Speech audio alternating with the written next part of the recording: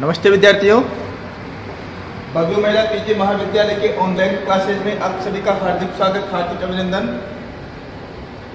पहले वाले वीडियो में हमने पढ़ा था कि क्रय विवरण क्या होता है, क्रय विवरण की विषय वस्तु, क्रय विवरण की विशेषताएं क्या होती है। अब जो हम पढ़ने वाले हैं वो क्रय विवरण के बारे में ही है, परंतु इसका आगे का टॉपिक पढ़ेंगे। तो ज्यादा समय नहीं लेते हुए हम अपनी क्लास चालू करते हैं विद्यार्थियों। आज हम क्रय विवरण के अंतर्गत पढ़ने वाले हैं कि संक्षिप्त क्रय विवरण हम किसे कहते हैं और माना हुआ क्रय विवरण हम किसे कहते हैं। दोबारा सुनेंगे। एक तरफ है संक्षिप्त क्रय विवरण, ये क्या होता है इसके बारे में समझेंगे, आज पढ़ेंगे। और दूसरी तरफ है माना हुआ क्रय विवरण, इसके बारे में भी आज हम पढ़ने वाले। तो विद्यार्थियों, पहले हम संक्षिप्त क्रय विवरण के बारे में पढ़ते हैं कि आखिरकार संक्षिप्त क्रय विवरण क्या होता है। ठीक है विद्यार्थियों, तो हमें पहले ये पता होना चाहिए कि क्रय विवरण क्या है। तो एक छोटा सा रूप में बता देता हूं। हम जब किसी कंपनी से किसी भी प्रकार के प्रपत्र अर्थात जो ऋण पत्र हुए या फिर अंश हुए, अगर हम खरीदना चाहते हैं, हम अंश लेना चाहते हैं, ऋण पत्र लेना चाहते हैं, तो हमारे दिमाग में पहली बात आती है कि ये कंपनी कैसी है, ये कंपनी कब बनी, कंपनी का लगभग प्रॉफिट क्या है, कंपनी की छवि कैसी है, कंपनी में संपत्तियां कितनी हैं। तो इन सब चीजों को हम देखते हैं, विश्लेषण करते हैं, वो हमें अच्छी लगती है तो हम उस कंपनी के अंश या अन्य प्रतिभूतियां जो है वो खरीदते हैं। ठीक है विद्यार्थियों, तो ये चीजें कंपनी के बारे में हमें कौन बताएगा। तो कंपनी स्वयं तो आगे बताने से रही, उसके ऑफिसर जो होते हैं, उनके दायित्ववान जो अधिकारी होते हैं, हो सकता हो व्यस्त हो। तो इन सब चीजों से बचने के लिए, इन सब समस्याओं के निवारण के लिए कंपनी जो है कुछ प्रपत्र छापती है।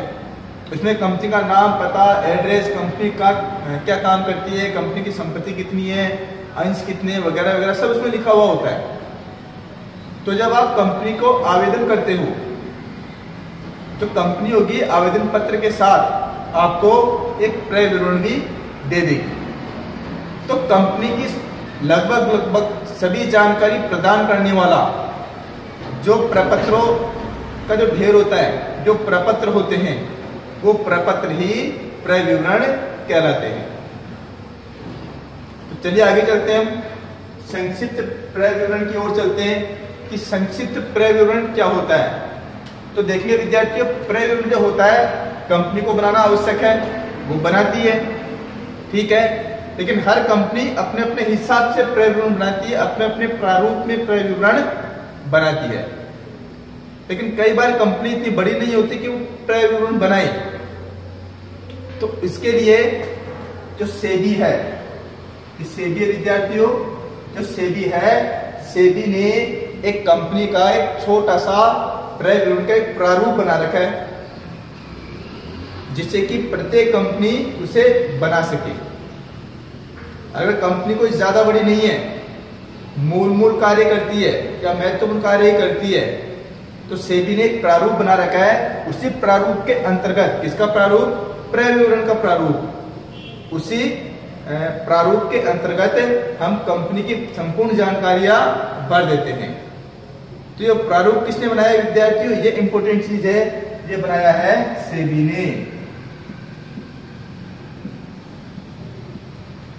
सेबी जो कि security exchange board of India, इसने बना रखा है। ठीक है विद्यार्थियों, तो सेबी ने जो प्रारूप बनाया है वो एक छोटा सा प्रारूप बनाया है ताकि कंपनी में अपनी डिटेल भर सके। तो ऐसा जब प्रारूप के अंतर्गत अगर आप कोई क्रय विवरण तैयार करते हो तो ऐसा क्रय विवरण कहलाता है संक्षिप्त क्रय विवरण। अर्थात इसीलिए कंपनी की एक ऐसा निश्चित प्रारूप जो सेबी द्वारा बनाया गया हो, उसमें अगर आप कंपनी की डिटेल भरकर और जो व्यक्ति खरीदना चाहता है अंशों को उसको दे देते हो, तो वो कहलाता है संक्षिप्त क्रय विवरण। ठीक है विद्यार्थियों, समझ में आ गया होगा अब तक आपको। अगर एक लाइन में कहें हम सामान्य रूप से बात करें तो क्रय विवरण का संक्षिप्तीकरण होता है ये, क्योंकि क्रय विवरण में कंपनी की सभी बातें लिखी होती है, लेकिन अधिक बड़ी कंपनी जो होगी उस टाइप का क्रय विवरण बनाएगी। जो कंपनी छोटी है तो क्रय विवरण बनाना भी आवश्यक है, ऐसा क्रय विवरण जो होगा वो संक्षिप्त क्रय विवरण कहलाएगा, जिसमें मुख्य मुख्य बातों का समावेश होता हो। तो देखिए इसके अंदर क्या क्या होगा। पहला है ऐसा क्रय विवरण प्रारूप जो सेबी के द्वारा निर्धारित किया गया हो, अर्थात सेबी जो होगी, सेबी इसका प्रारूप निर्धारित करेगी। सेबी जो होगी वो क्या करेगी, इसका प्रारूप निर्धारित करेगी, और सेबी ही इसका प्रारूप निर्धारण करने के बाद में इसके अकॉर्डिंग ही आपको वो क्रय विवरण भरना होगा। इसका दूसरा विद्यार्थियों, आवेदन पत्र के साथ जारी करना आवश्यक है। अगर सामान्य स्थिति है, आप अगर जनता को सीधे अंश दे रहे हैं या जनता से ऋण पत्र वगैरह ऋण ले रहे हैं, उनको ऋण पत्र दे रहे हैं, तो आवेदन पत्र के साथ ही आपको ये संक्षिप्त क्रय विवरण लगाकर अटैच करके वो देना होगा। ध्यान से सुनना, अगर आप डायरेक्टली किसको दे रहे हैं, जनता को दे रहे हैं, अगर हम डायरेक्ट कंपनी में जनता को अगर अंश के लिए आवेदन पत्र करती है, आवेदन पत्र देती है कि आप इसे भरिए और हमारे अंश लीजिए, तो उस आवेदन पत्र के साथ संक्षिप्त क्रय विवरण लगाना आवश्यक है। तो यही नियम ऋण पत्रों में भी लागू होता है। ठीक है विद्यार्थियों। तीसरा इसका, जब अभिगोपन की किया जा रहा हो तो आवश्यक नहीं, अर्थात जब एक जो कंपनी होती है वो अंशों का या प्रतिभूतियों का अभिगोपन कर रही है, तो अभिगोपन किसी एक ही व्यक्ति को या एक संस्था को किया जाता है, तो उनको क्रय विवरण संक्षिप्त क्रय विवरण देने की आवश्यकता नहीं होती, क्योंकि वो अभिगोपन करेंगे। अब उनकी जिम्मेदारी है कि वो आपके अंशों को या आपके प्रतिभूतियों को अन्य जनता को, सामान्य जनता को खरीदने के लिए प्रेरित करे या उनको बेचे, जब उनकी जिम्मेदारी बन जाती है। तो अगर हम अभिगोपन कर रहे हैं तो अभिगोपन की स्थिति में संक्षिप्त क्रय विवरण लगाने की कोई आवश्यकता नहीं होती, अर्थात ये उपरोक्त हमने पढ़ा है, ये जस्ट क्या है, उसका अपवाद है। यहां पर लगाना आवश्यक है, लेकिन अभिगोपन अगर कर रहे हैं तो वहां पर हमें संक्षिप्त क्रय विवरण लगाने की कोई आवश्यकता नहीं होती। इसका चौथा है, चौथा भी इसका अपवाद है विद्यार्थियों, जनता को प्रस्तावित नहीं किया जा रहा हो, अर्थात हम अगर अपनी प्रतिभूतियां जो है डायरेक्टली अगर जनता को प्रस्तावित नहीं कर रहे हैं, हम जनता को नहीं दे रहे हैं, तो ऐसी स्थिति में आपको संक्षिप्त क्रय विवरण आवेदन के साथ लगाने की कोई आवश्यकता नहीं है। अगर डायरेक्टली आप जनता को दे रहे हो तो आपको लगाना पड़ेगा। डायरेक्टली आप जनता को अगर निर्गमन ही नहीं कर रहे हो, अंशों का निर्गमन नहीं कर रहे हो, ऋण पत्रों का निर्गमन सीधे जनता में नहीं कर रहे हो, सामान्य लोगों में नहीं कर रहे हो, तो ऐसी स्थिति में आपको क्रय विवरण अटैच करने की या जारी करने की कोई भी आवश्यकता नहीं होगी, क्योंकि क्रय विवरण जो होता है ना, वो सामान्य कंपनी की जानकारी देता है, वो जनता को देगा। जब आप जनता को ही अंशों का निर्गमन नहीं कर रहे हो तो वहां पर क्रय विवरण अटैच करने की आवश्यकता ही नहीं है। ठीक है। पांचवा विद्यार्थियों, संक्षिप्त क्रय विवरण पर त्रुटि होने पर, अर्थात अगर आप किसी भी प्रकार की त्रुटि करते हो, आप आवेदन पत्र के साथ अगर क्रय विवरण नहीं लगाते हो, आप जनता में जारी कर रहे हो फिर भी आप अटैच नहीं कर रहे हो, या आप कोई त्रुटि कर रहे हो, तो अगर आप क्रय विवरण, संक्षिप्त क्रय विवरण को लेकर किसी भी प्रकार की त्रुटि करते हो, त्रुटि अर्थात गलती करते हो, तो ऐसी प्रत्येक गलती पर ध्यान रखना विद्यार्थियों, प्रत्येक गलती पर आपको 50,000 रुपए का जुर्माना देना होगा। अर्थात आपने अगर 2 बार गलती की है तो 50,000 अर्थात आपको 1 लाख रुपए जुर्माना देना होगा। एक गलती के 50,000, 2 गलती के 1 लाख रुपए आपको जुर्माना देना पड़ेगा। तो आप जितनी गलतियां करते जाओगे तो प्रत्येक गलती के हिसाब से 50,000 रुपए आपको पर त्रुटि के हिसाब से जुर्माना देना होगा। तो ये था हमारा संक्षिप्त क्रय विवरण। कई बार एग्जाम में है ना छोटे छोटे पूछ लिया जाता है, ऐसे लिख दिया जाता है खंड ए का पहला संक्षिप्त क्रय विवरण, दूसरा माना हुआ क्रय विवरण, तीसरा सेल्फ क्रय विवरण, इनकी व्याख्या करो। इसलिए हमें ये पढ़ना जरूरी है। ठीक है विद्यार्थियों, आगे चलते हैं विद्यार्थियों। अब हम पढ़ते हैं माना हुआ क्रय विवरण। जैसे संक्षिप्त क्रय विवरण था उसी हिसाब से एक होता है माना हुआ क्रय विवरण। क्या होता है माना हुआ क्रय विवरण? देखते हैं एक बार, पढ़ते हैं विद्यार्थियों। इसका पहला है किसी भी कंपनी द्वारा प्रतिभूतियों का आवंटन अन्य कंपनी द्वारा कराने पर द्वितीय कंपनी द्वारा जारी किया गया क्रय विवरण माना हुआ क्रय विवरण कहलाता है। अर्थात जैसे मान लो कि ए नाम की कंपनी है, ये सीधे जनता में अपनी प्रतिभूतियों का आवंटन नहीं कर रही है। ए नाम की कंपनी सीधी जनता में आवेदन अपने अंशों का या प्रतिभूतियों का आवंटन नहीं कर रही है। वो क्या करती है, ये बी नाम की कंपनी जो है इसको हायर करती है।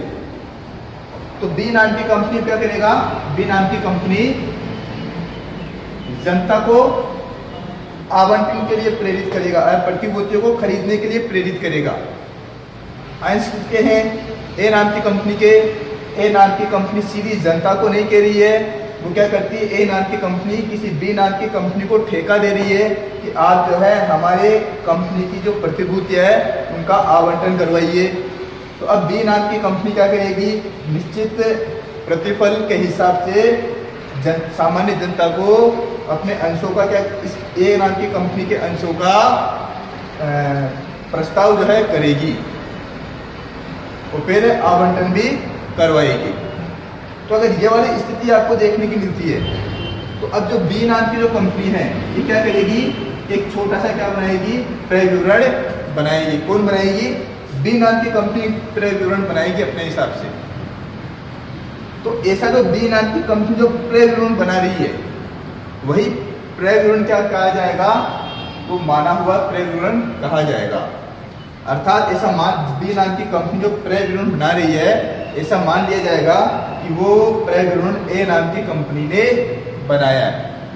परंतु ऐसा जो क्रय विवरण जो बी नाम की कंपनी बना रही है वो ऐसा होना चाहिए जो हमारी कंपनी लोग की जो बुक है उसका उल्लंघन नहीं करती हो, जो कानून के नजर में सही हो, अर्थात गैर कानूनी नहीं हो। अगर ऐसा क्रय विवरण बनाती है तो उसे एक को एक्सेप्ट करना होगा। इस प्रकार का जो क्रय विवरण होगा ये मान लिया जाएगा कि वो क्रय विवरण एक कंपनी ने ही बनाया है, ऐसा सामान्य जनता मानकर चलेगी। इसलिए से कहते हैं माना हुआ क्रय विवरण। नोट करना बातों को। अंश किसके, ए नाम की कंपनी के। ऋण पत्र किसके, ए नाम की कंपनी के। मोहर वगैरह किसकी लगी हुई है, ए नाम की कंपनी की। ठेका किसको दिया है, बी नाम की कंपनी को। क्रय विवरण कौन बना रहा है, बी नाम की कंपनी बना रही है। जनता में अंशों के निर्गमन के लिए प्रस्ताव कौन कर रहा है, बी नाम की कंपनी कर रही है। तो बी नाम की कंपनी का भी अहम रोल हो जाता है यहाँ पर। तो बी नाम की कंपनी जो क्रय विवरण जो जनता में निर्गमन करेगी वो मान लेगी कि वो ए नाम की कंपनी ने किया है, इसलिए से क्या कहेंगे, माना हुआ क्रय विवरण कहेंगे। इसको मिटा देते हैं विद्यार्थी एक बार। ठीक है विद्यार्थियों, इसका हम दूसरा देखते हैं एक बार। अगर बी नाम की कंपनी ए नाम की कंपनी के अंशों का ऋण पत्रों का बिकवाने का ठेका लेती है, ठीक है, तो ऐसी स्थिति में दूसरा पॉइंट हमें कह रहा है कि क्रय विवरण के सभी प्रावधान लागू होंगे। अर्थात जो ए नाम की कंपनी अगर उन क्रय विवरण को जारी करती तो वो सारे प्रावधान जो ए कंपनी पर लागू होंगे, अगर वही क्रय विवरण बी नाम की कंपनी जारी करती है तो वो के भी प्रावधान ए कंपनी पर भी लागू होंगे। उनके प्रावधानों में किसी भी प्रकार का परिवर्तन नहीं होगा, प्रावधान वो के वही हो रहने वाले। ठीक है विद्यार्थियों। तीसरा है त्रुटि के सभी प्रावधान वही होंगे। अगर बी नाम की कंपनी किसी प्रकार की त्रुटि करती है तो त्रुटि के भी वही प्रावधान होंगे जो सामान्य क्रय विवरण पर लागू होते थे, अर्थात माना हुआ जो क्रय विवरण होगा अगर इसमें किसी भी प्रकार की त्रुटि रह जाती है तो त्रुटि के प्रावधान जुर्माना या सजा जो भी जुर्माना वगैरह होगा वो का वही पूर्ववत ही रहने वाला है जो सामान्य क्रय विवरण का होता है। ठीक है विद्यार्थियों। अगला कह रहा है कि दायित्व की समानता। तो कोई भी कंपनी का अधिकारी अपने दायित्व से ये कह के नहीं बच सकता कि ये जो क्रय विवरण जो बनाया है वो हमने नहीं बनाया बल्कि बी कंपनी ने बनाया है। अर्थात अगर बी नाम की कंपनी जो है वो ए नाम की कंपनी की प्रतिभूतियों को बिकवाता है तो ए नाम के जो अधिकारी होंगे, इस कंपनी के जो अधिकारी होंगे वो अपने दायित्व से नहीं बच सकते। इसके वही दायित्व लागू होंगे इस कंपनी पर जो सामान्य क्रय विवरण की स्थिति में एक सामान्य कंपनी पर लागू होते थे। ठीक है विद्यार्थियों। आज हमने पढ़ लिया है क्रय विवरण के बारे में। हमने पढ़ा है संक्षिप्त क्रय विवरण और हमने पढ़ा है माना हुआ क्रय विवरण। एक बार में माना हुआ क्रय विवरण जो है इसका जो पहला पॉइंट है इसको दोबारा दोहरा रहा हूं ताकि आप इसको लिख सके, समझ सके। किसी भी कंपनी द्वारा प्रतिभूतियों का आवंटन अन्य कंपनी द्वारा करवाने पर द्वितीय कंपनी द्वारा जारी किया गया क्रय विवरण माना हुआ क्रय विवरण कहलाता है। ठीक है विद्यार्थियों, आपको समझ में आ गया होगा। इसका भी एक बार दोहरान कर देता हूं मैं। ऐसा क्रय विवरण प्रारूप जो सेबी के द्वारा निर्धारित हो उसे हम क्या कहेंगे? संक्षिप्त क्रय विवरण कहने वाले हैं। ठीक है विद्यार्थियों, धन्यवाद।